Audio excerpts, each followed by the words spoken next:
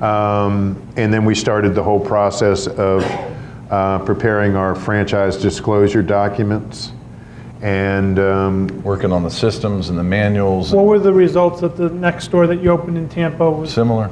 similar to the results you guys had at the first? And that's why it was a joint venture, because we could go into it without spending a lot of money, to build the infrastructure for franchising and sort of test the waters a little bit.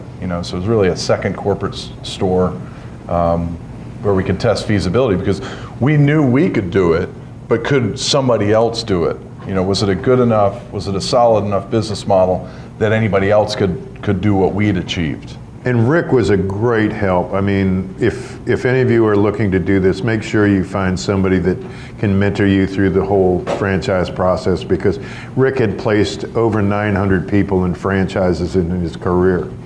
So he's a veteran in the franchise world.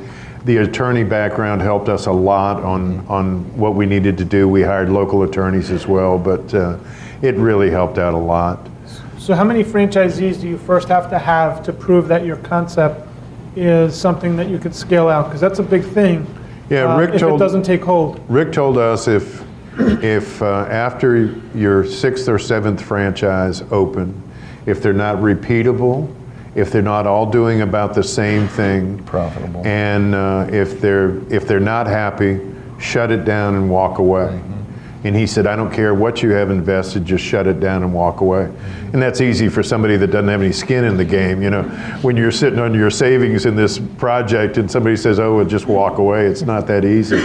But it really is true that if it's not scalable, if it's not repeatable, if it's not all those things, and most importantly, if the franchisees aren't happy, you'll never sell them. And we don't sell them, we award them. It's a two-way street. It's a really interesting process in selecting who you want to come into your system.